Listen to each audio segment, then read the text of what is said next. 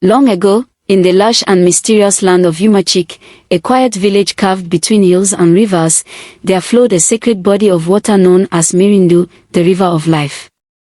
To outsiders, it was beautiful, its surface like glass, and its shores filled with lilies and whispering reeds.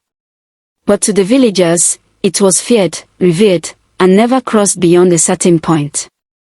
The elders of Umachik told stories, some too strange to be believed, stories of mommy water maidens who seduced men into the depths, of Ismiri, the river king who punished greed, and of ancient pacts made between man and river. Children were told never to swim past the black rock where the river curved like a serpent's neck. That was the line between life and death. But Obina, strong-willed, daring, and adventurous, was not one to fear old tales. At 23, he was the village's best swimmer, with the heart of a warrior and the curiosity of a child. While others fetched water with care, Obina would dive into the deep, laughing as though the river was his playground. He didn't believe in mermaids. He didn't believe in curses. He didn't believe that one day, the river would test him. It was the rainy season. The clouds gathered like armies of grey, and the winds whistled secrets through the palm trees. Obina had gone to the river to collect firewood when he heard screams, sharp, frantic, echoing. A child had fallen into the deep.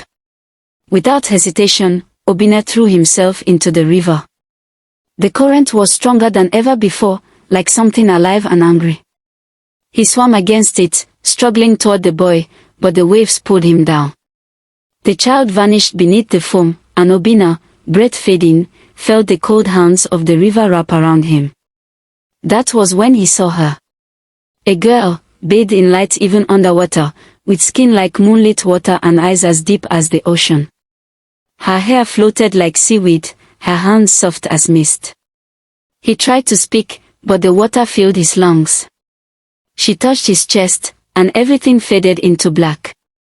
When Obina opened his eyes, he was on the riverbank. Alone.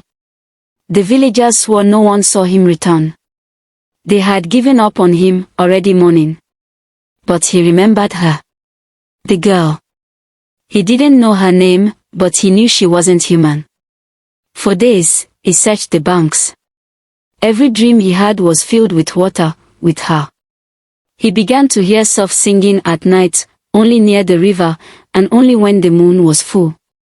Then one morning, a girl arrived in the village. Her name was Adis. She was quiet, soft-spoken, always dressed in flowing white. She told the villagers she had no family, that she was passing through, but needed shelter.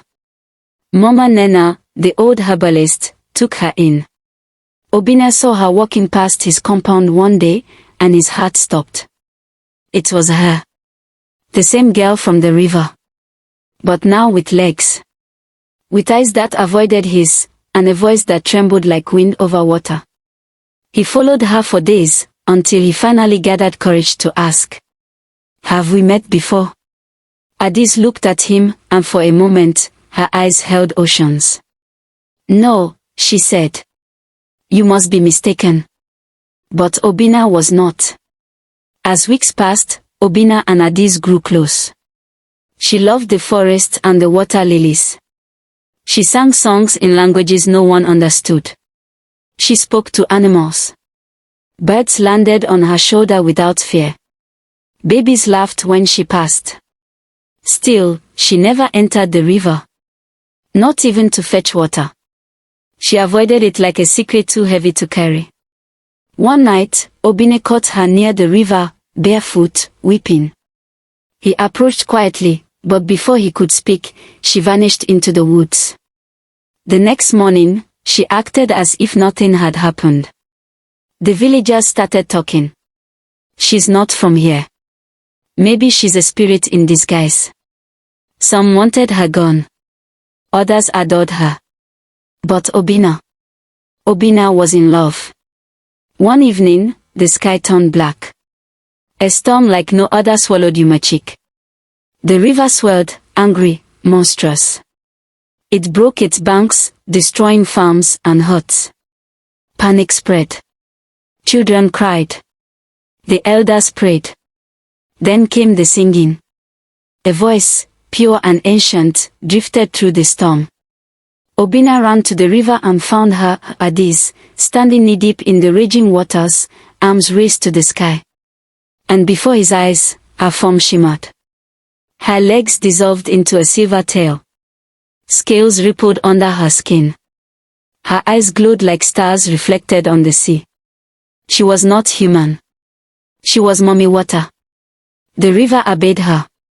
The flood waters receded. The wind stilled. The clouds parted. She collapsed.